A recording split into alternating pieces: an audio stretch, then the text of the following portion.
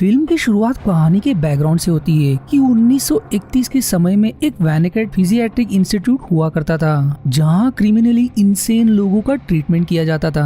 पर रियलिटी में doctor Richard वैनेकेट treatment के नाम पर पेशेंट्स पर ब्रूटल और टॉर्चरस एक्सपेरिमेंट परफॉर्म किया करते थे, जिसमें उन्होंने कितनों ही पेशेंट्स की जान ले ली। पर फिर एक दिन सारे पेशेंट्स ने बगावत करके सभी हॉस्पिटल स्टाफ की जान लेकर हॉस्पिटल को आग लगा दी। और अब मूवी 1999 के समय में एक रिच बिजनेसमैन प्राइस की पत्नी एवलिन को एक टीवी शो से पता चलता है कि आज भी उस असाइलम में मरे हुए की आत्माएं भटक रही है। एवलिन थोड़ी सी सनकी होती है, इसलिए वो अपने जन्मदिन को एक मजेदार हॉलोवीन पार्टी में बदलने के इरादे से वो अपना जन्मदिन वहीं मनाने का तय करती है और तुरंत अपने पति को कॉल लगाती है इसे मुमकिन करने के लिए। जिसका पति डेयरडेविल एंटरटेनमेंट के लिए प्रसिद्ध, उन्होंने रिसेंटली ही सबसे डरावना अम्यूजमेंट पार्क भी तैयार किया होता है। पर उनका और पत्नी के बीच कमजोर रिश्ता होने के कारण प्राइस अपने पत्नी को गुस्सा दिलाने के लिए उसके मेहमान के लिस्ट के बजाय आपने कुछ लोगों को लिस्ट डाउन करने लगते हैं इनविटेशन के लिए। पर जब वो कुछ देर के लिए बिजी हो जाते तब कुछ तो सुपरनैचुरल शक्ति उसकी लिस्ट को बदल देता है, जिस लिस्ट से प्राइस एकदम अनजान वो ही कुछ लोग जैसे film producer Jennifer, former television personality Melissa,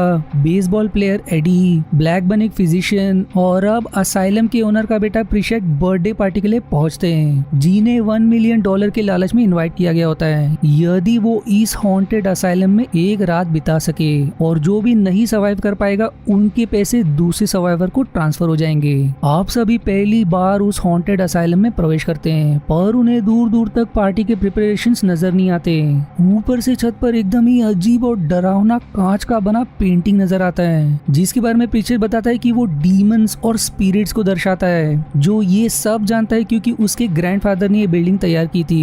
वहीं असाइलम बंद होने के बाद इसे प्राइवेट रेजिडेंस के लिए रिकंस्ट्रक्शन के दौरान वो यहाँ रह चुका है अपने पिता के साथ। पर यहाँ डरावने घटना अनुभव करने के बाद उसे ये यकीन हो गया था कि ये हवेली हॉन्टेड है। पर अब जैसे ही एवलिन हवेली में प्रवेश करती है वो कांच सीधे टूटकर एवलिन पर गिरने ही वाला होता है कि एडी उसे सही समय पर बचा लेता है और वो मरते मरते बचती है। प्राइस के एंटर करने पर वो एवलिन पर इल्जाम लगाता है कि ये नाटक उसका किया करा है सिंपैथी पाने के लिए। वहीं एवलिन को लगता है कि उसने उसकी जान लेने की कोशिश की क्योंकि दोनों के रिश्ते में दरार होने के कारण वो दोनों भी एक दूसरे के खून के प्यासे होते हैं। पत्नी तलाक लेना चाहती है पर प्राइस देने के लिए तैयार नहीं रहता क्योंकि एवलिन ने सिर्फ पैसों के लिए उससे शादी की होती है और इससे पहले एवलिन ने प्राइस की जान लेने की कोशिश भी की है। वो दोनों भी इस गैरफहमी में होते कि दोनों ने एक दूसरे को गुस्सा दिलाने के लिए अपने फेवरेट्स मेहमान को इनवाइट किया है। इसलिए प्राइस बिना कुछ सोचे समझे गेम की शुरुआत करता है जहां उन्हें सुबह तक सर्वाइव करना होगा और उनके नाम पर चेक भी तैयार करके रेडी रखता है। पर प्रीचर्ड ने अपना काम कर लिया होता है मेहमानों को हवेली तक लाने का, इसलिए चेक लेकर निकलने ही वाला होता है कि हवेली के किसी तहखाने में छिपा मशीन ट्रिगर हो जाता है और अब हवेली के सारे दरवाजे एक एक करके सील होने लगते हैं। प्रीचर्ड बहुत कोशिश करता है एस्केप करने की, पर अंत में वो बाकी सभी के साथ हवेली में कैद हो जाता है। प्राइस भी एकदम क्लूलेस कि ये था क्या। फिर प्रीचर्ड रिवील करता है कि वैनेकेट ने हॉस्पिटल को इस तरह डिजाइन किया था कि इमरजेंसी के वक्त पूरे बिल्डिंग को सील किया जा सके, जिसे क्लॉकवाइज टाइमर्स और विशाल लीवर से कंट्रोल किया जा सकता है, जिसे उस दौरान एक्टिवेट करने के कारण ही कोई भी असाइलम से एस्केप नहीं कर पाया और सभी आग में झुलस कर या हमले में मारे गए, सिवाय हॉस्पिटल के 5 सदस्य जो बचकर निकल गए। उसके पिता ने रिकंस्ट्रक्शन के दौरान मशीन को डिसेबल करने की कोशिश भी की थी, पर इस हॉन्टेड घर ने उन्हें निगल लिया और तब से ये घर द हाउस ऑन हॉन्टेड हिल के नाम से प्रसिद्ध हुआ। सभी 911 कॉल करके मदद बुलाने की कोशिश करते हैं, पर प्रीचर्ड उन्हें एक डरावनी बात बताता है कि ये घर जिंदा है जो किसी को आजाद होने नहीं देगा। मदद बुलाना तो दूर की बात है, वो सभी सुबह होने से पहले ही मारे जाएंगे। प्राइस और एवलिन को अब भी लगता है कि वो दोनों भी एक दूसरे को डराने की कोशिश कर रहे हैं, पर बाकी सभी कोई जोखिम नहीं ले सकते, इसलिए एडी और जेनिफर प्रीचर्ड के साथ मिलकर कंट्रोल पैनल ढूंढने के लिए बेसमेंट की तरफ निकल पड़ते हैं। अब भूल भुलैया तहखाने में प्रवेश करने पर अचानक में डरावने सजे कंकाल को देखकर जेनिफर की तबीयत पतली हो जाती है। वहीं अब एक सीक्रेट और रिवील होता है कि प्राइस का एक असिस्टेंट मनोरंजन बनाने के लिए हवेली में जगह जगह ट्रैप्स बिछा रखे हैं, पर वो इस बात से इनकार कर देता है कि उसने हवेली को लॉकडाउन किया, जिससे यह प्राइस का शक एवलिन पर जाने लगता है। वहीं यहाँ तीनों की कुछ आगे बढ़ते ही उन्हें ढहे हुए दीवार के पीछे कोई खुफिया और डरावना बंद तहखाना नजर आता है, पर समझदारी दिखाते हुए ताक झाक ना करके आगे बढ़ने का तय करते हैं और आगे प्राइस भी उनको ज्वाइन करता है। अब कुछ आगे बढ़ने पर वो वही शॉक थेरेपी रूम की खोज करते हैं जहां वेनेकेट अपने पेशेंट को बिजली के झटकों से टॉर्चर किया करता था। अगला उन्हें एक प्राचीन सैचुरेशन चेंबर मशीन मिलता है जो एक अच्छे इंसान को पागल को इंसान भी बना सकता है, ऐसा दावा किया जाता है। पर कुछ दूर और बढ़ने पर सभी अनजाने में भटक जाते हैं और इसी दौरान जेनिफर और एडी में नजदीकियां बढ़ने लगती है और आखिर में जेनिफर कन्फेस करती है कि उसका नाम जेनिफर नहीं बल्कि सैरा है। जेनिफर दरअसल उसकी बॉस का नाम है और वो उसकी असिस्टेंट थी, पर पैसों के लालच में उसने उनका नाम लेकर यहाँ आई। पर वो इस बात से बेखबर होती कि अब एडी भी अचानक से गायब हो गया और फिर वो अचानक से उसे ज़ॉम्बी की तरह कहीं जाते ही नजर आता है। उसका कई देर तक पीछा करने पर उसे दरवाजे के पीछे कुछ डरावना ही नजर आता है और आखिर में उसे एडी एक खून के तालाब में कूदता नजर आता है। सहरा उसे तुरंत बचाने की कोशिश करती है पर अब एडी अचानक से उसके सामने खड़ा होता है और अब देखते ही देखते कुछ तो सहरा को उस खून की नदी में खींचने लगता है, पर भाग्य से वो खुद को किसी तरह उस चंगुल से छुड़ा लेती है। सहरा अब एकदम घबराई अपने घटना के बारे में वो दूसरों को बताती है, पर प्रीचर्ड उन्हें सचेत करता है कि ये तो कुछ भी नहीं है, असली डर तो उस डार्कनेस ईविल में छिपा है जो हवेली में कहीं दफन है। वहीं मेलिसा किसी इंटरेस्टिंग फुटेज के तलाश में वो वेनेकेट के ऑपरेशन रूम जा पहुंचती है जहां उसकी कैमरा पर वेनेकेट कोई भयानक एक्सपेरिमेंट परफॉर्म करते रिकॉर्ड होता है जो बिना कैमरा के दिखाई ही नहीं देता। फिर कुछ तो भयानक नजर आने के बाद वो सीन उसकी चीख के साथ वहीं कट हो जाती है। उसकी चीख को फॉलो करने पर उन्हें ऑपरेशन रूम खून से सना मिलता है जो दीवार तक पहुंची होती है, पर मेलिसा का कहीं पता नहीं होता।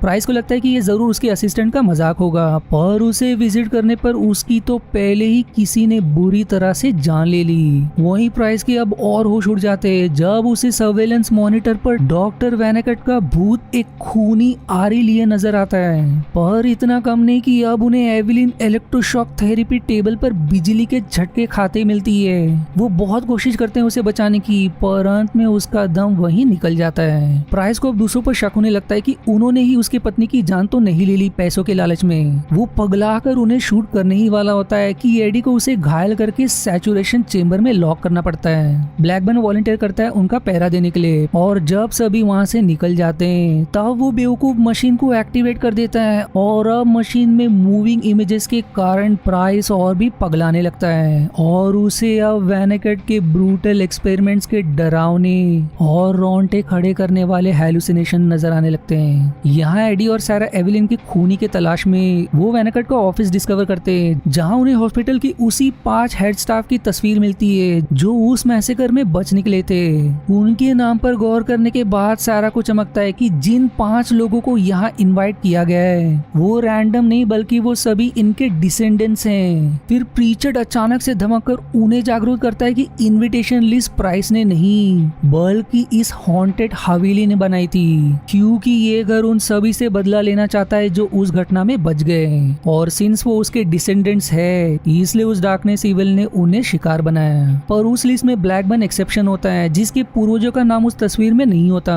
और फिर रिवील होता है कि ब्लैकबर्न एविलिन का लवर दोनों ने मिलकर एविलिन के मरने का नाटक सजा, इस उम्मीद में कि उसके मरने का शक उसके पति पर जाएगा और बचाव में बाकी सभी उसके पति को मार देंगे और सारा इल्जाम उन पर ही पड़ जाएगा। पर सिंस उनका प्लान सफल नहीं रहा, निर्दय एविलिन एक नया चाल चलती है और अपने ही लवर की हत्या करके प्राइस को चेंबर से निकालकर ब्लैकबर्न के टुकड़े करके चेंबर में लटका देती है, जिसकी लाश खोजने के बाद उनका शक अब सीधे प्राइस पर पड़ जाता है। और अगली बार जब वो अनजाने में प्राइस से टकरा जाते हैं उसके हाथों में खून देख सारा गलती से उन पर सारी की सारी गोली दाग देती है। एडी और पीचर्ड उसे कैसे तो शांत करके वहाँ से दूर ले जाते हैं और तभी एविलिन प्राइस के लाश से कन्फेस करती है कि मैंने ही तुम्हें मरवाया और मुझे सिर्फ तुम्हारे पैसों से प्यार था। पर प्राइस उससे भी एक कदम आगे उसे पहले से ही भनक था, इसलिए उसने हमेशा से बुलेट प्रूफ वेस्ट पहन रखा था और वो मरने का अब तक नाटक कर रहा था। इसलिए अब गुस्से की आग में उसकी एविलिन के साथ हाथापाई हो जाती है। पर अनजाने में एविलिन उसी तहखाने में जा गिरती है जिसे दीवार के पीछे चुनवा दिया गया था।